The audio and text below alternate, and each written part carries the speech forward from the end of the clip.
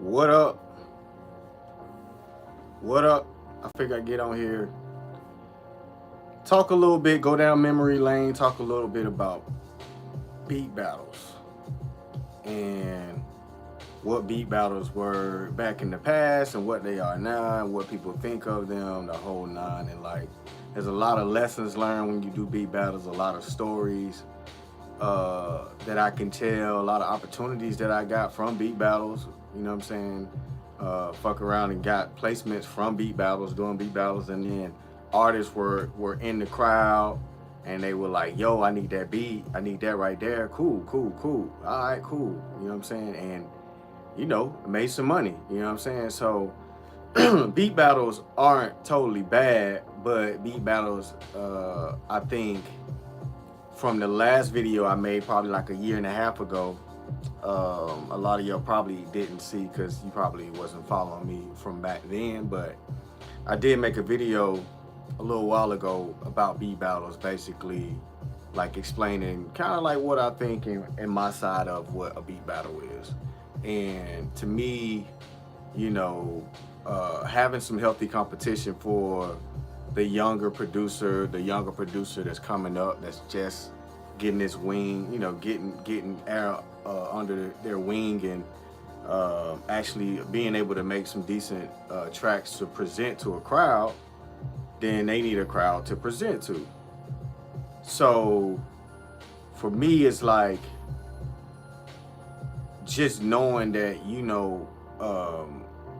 being young and being able to present it to a crowd, to be able to hear what they think first before the competition even is, you know what I'm saying, how can I say it, before the competition even is like quantified about who won a round or whatever.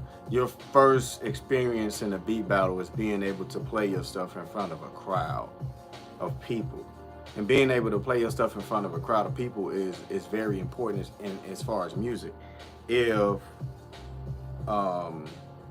you don't get that opportunity, you never get the opportunity to see if it really is jamming, to see what it can do, to really see if it has an impression.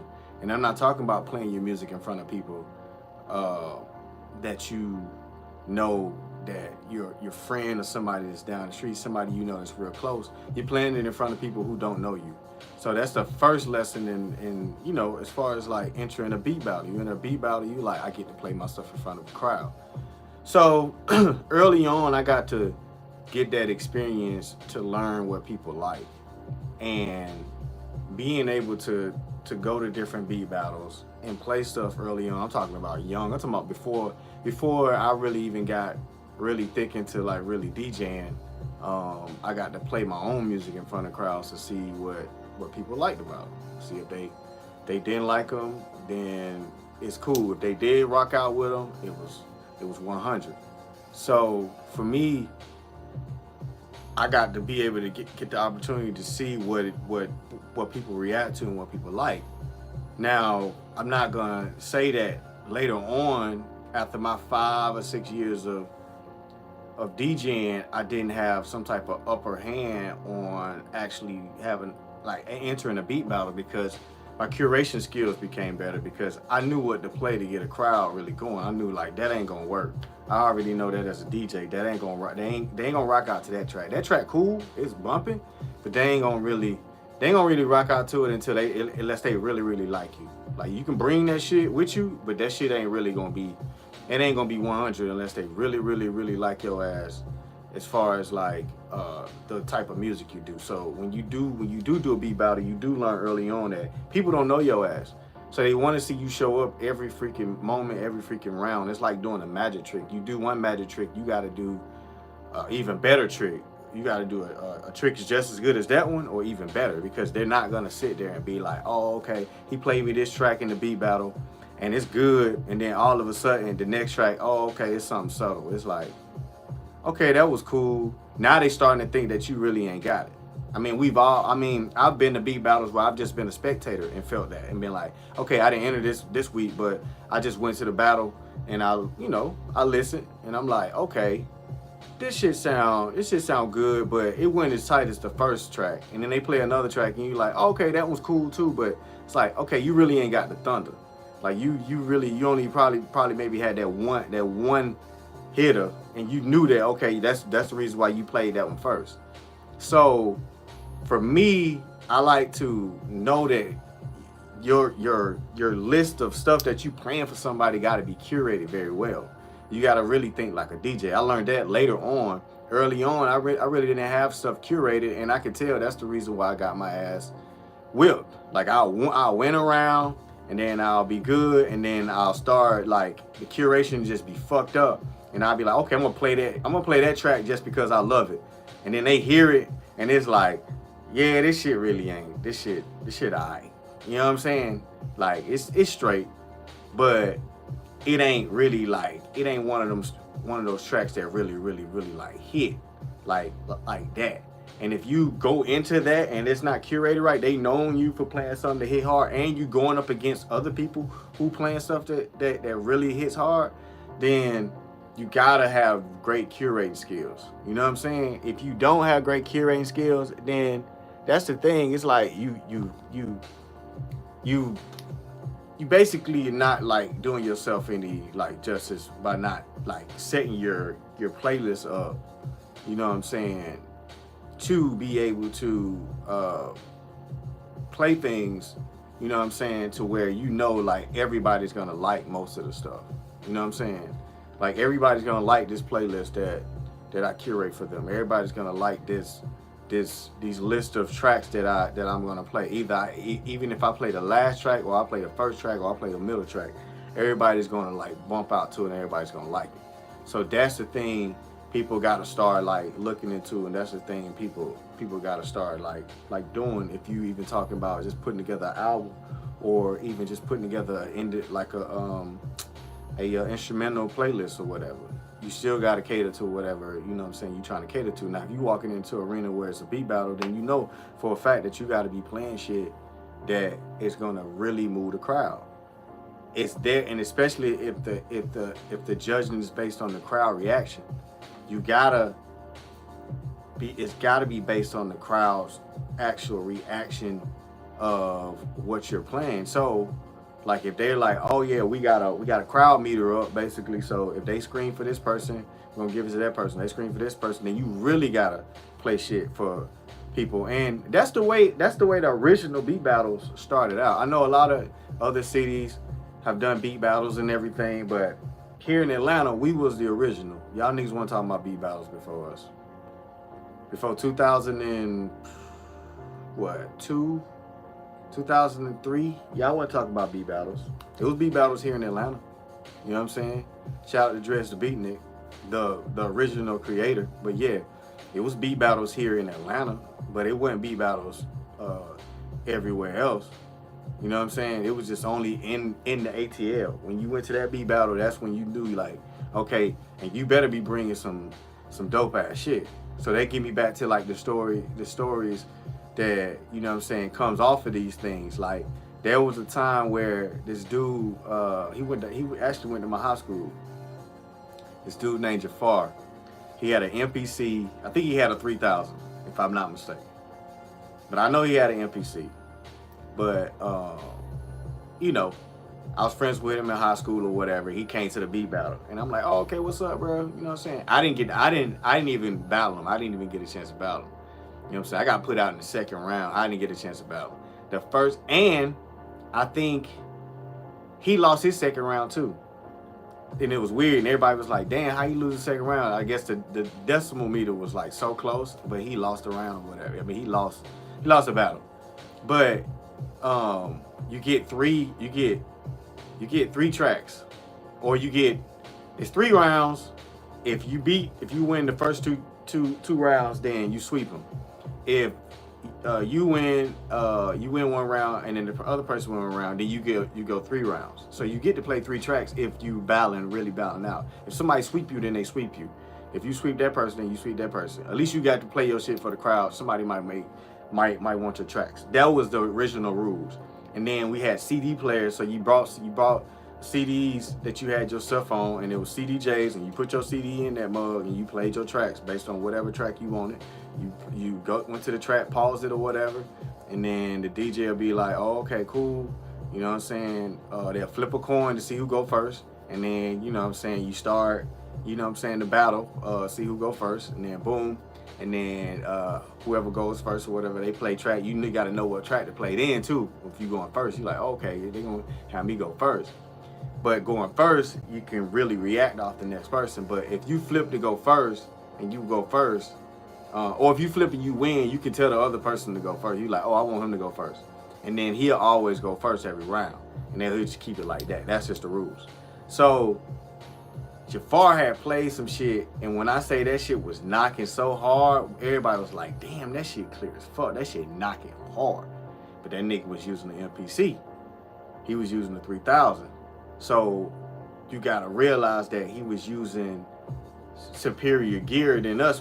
All of us was like maybe Triton, maybe FL Studios, you know what I'm saying? Maybe you had a mixture of like Reasons, but nothing as powerful as far as like knocking and like having a sample power of like an MPC.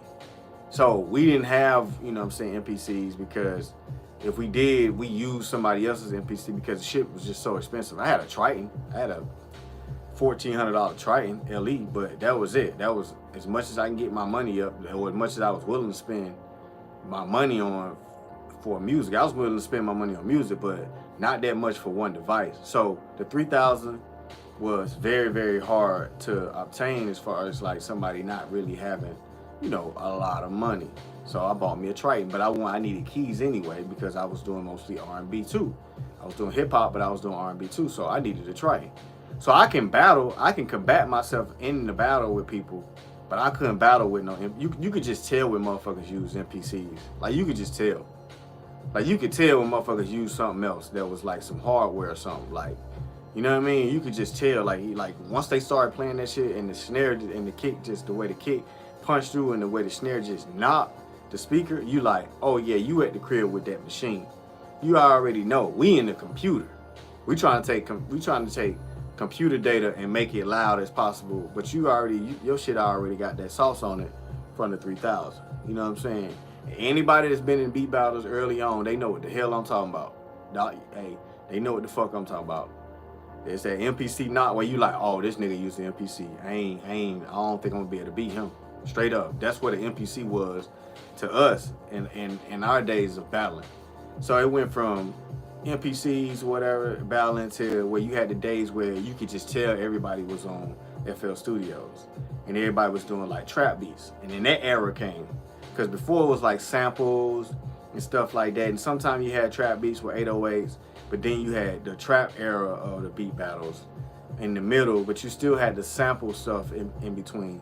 But then after that era, you had just this like, you know, everybody trying to be abstract, and then it just got unprofessional because it's like, well, how the hell we gonna judge this shit? Is this a hip hop beat battle, or is this an R&B beat battle, or is this an Afro beat battle, or is this a, you know what I'm saying, I don't know, strictly just trap beat battle? Like, I mean, it really matters because it's like, okay, like people got to know what they in competition in, and I think that's the reason why beat battles got so, like, I would say, distasteful, especially the people who really started trying to make money off their music. We really didn't have time to really continue to do beat battles because we were too busy trying to get placements on TV and television. We really wasn't sitting back like, yo, I'm gonna keep doing beat battles. I gotta stay in competition. My competition is I gotta get this music out to my publisher so he can get it to the music director so they can see if they want to use it for television, so I can see if I can build up my check. You know what I'm saying? So that was our focus. So battling became something that's like, oh yeah, it'd be like an NBA player going to play pickup basketball in the park. No offense to the people who play pickup basketball in the park, but you understand what I'm saying. It's like the NBA player is like, nah man, my whole study is learning this game for real, being in the gym, working out, getting stronger, keeping up my stamina, keeping my shot up, and I'll work out with other retired NBA stars that / trainers and keep my level up, to that. I'm not finna sit out here and be battling people that, not saying that they not on my level, but they not trying to turn a coin from it. They just trying to come have a good time, because if they were, they'll be like, say this battle was $300. I win $400. That's how much it was for our battles every week. It was like $400. You win $400. Say you win $400 off the battle, right? That really ain't a lot of money if you think about how much you can make off other things in music. That's not a lot of money. So the time spent on, you know what I'm saying, most people made more than that off DJing the weekend. So it's like, oh, I'm gonna go do a battle and try to win something and not make no money, or I'm gonna go DJ and make a guaranteed $500-$600 this weekend doing this event, and I'm just playing music. You know what I'm saying? I'm playing other people's music. I'm just playing music. Ain't no pressure either. I ain't gotta spend the whole night walking around waiting on my rounds and drinking all night or whatever, staying up to the end, because if I win, I gotta stay till fucking 1:30, 2 o'clock, 2:30 in the morning. That was the other thing. If you win, the more you had to stay up. So it wasn't like you go to battle and you like, oh, okay, I found like I win, I can leave whenever I want to. It's like, no, you there for the whole event. The more you win, the more you there, which is cool. But the older you get, the less you like, I can't be here at 2 o'clock in the morning if y'all gonna have the battles linger to 2:30 in the morning. Can't do it. It ain't gonna work. So, like, I've been to battles during the daytime where it was good. It was cool. You know what I'm saying? I went to one battle. It was like DJ Cannon, and you know what I'm saying? He gave me some props back in the day. Like, I came in there with a briefcase with my tracks and shit in the briefcase, so that shit was dope. Them niggas was like, nigga, you serious? I'm like, nigga, I am serious, and that shit was kind of dope. Like, he gave me some love. He was like, yo, he's like, how you dress? Because I had like a sweater, professional gear on. He's like, how you dress? Your tracks don't sound like nothing how you dress. He's like, you in here killing it. So, you know, shout out DJ Cannon. Like, he gave me, you know what I'm saying? He gave me some, you know what I'm saying? He gave me some props. So, you know what I'm saying? From that, you know, that like stuff like that happened and gave me confidence. And then out of that, another artist out of the crowd that was independent gave me a placement opportunity. I mean, he was independent. He was, you know, but I mean, he paid me up front. He paid for the studio. He paid for the mixing. That was a good experience. I got to go to, like, you know, a big studio. You know what I'm saying? At that time, being like very, very young and just doing beat battles, that was exciting. Being a young, we talking 2021-year-old. You know what I'm saying? So, like, that was exciting being at that time doing stuff like that at that age. You know what I'm saying? You know, going to a big ass studio at 21 and just being like, oh, okay, cool, I'm working with these independent artists, you know what I'm saying? And I'm getting the experience to be like in some type of production realm. And then I really didn't learn, you know, later on what production really was. It was beyond just having beats and having a beat battle. Winning in a beat battle will make you, you know what I'm saying, a producer. Actually working with people and actually getting the song actually done is the producer. Making the beat is a part of the production process. Just like set design, people who design sets on movies. Somebody got to set up the set and design the set and make it look like it's a set. It's a real, like they're really on set somewhere. Like, oh, you want to look like you in the desert in Arabia, but we're going to do this in California. You know what I'm saying, outside of LA, and I'm gonna make you look like you in the desert, but we're gonna set it up to be dope. We're gonna have this wind blowing, we have all this shit going, whatever. So it's the same thing. Production of doing the beat is a process of music. It's not the full production. Making beats is not being a producer. Actually putting people with a whole song, putting musicians together, being on time, having a schedule, seeing the whole thing to the end, to it's mixed, mastered, packaged up, the whole nine. That's being a producer, not just making a beat. Because anybody can just, nigga, it's 10, 12-year-olds that know how to make a beat. You know what I'm saying? You know what I mean? It's some, you know, some elderly people out there that know how to make some beats. That be like, oh yeah, I can make a beat for you. Can you make a full production song and be like, oh, this makes sense. This idea for this song makes sense to a lot of people, and it ain't got to be to the mainstream masses, but at least make sense to a lot of people. So that's my take on it. You know what I'm saying? That's my take on beat battles. I know I shared a little bit, you know what I'm saying, about beat battles. Hope I shared enough, you know what I'm saying? But I think they are necessary for young guys.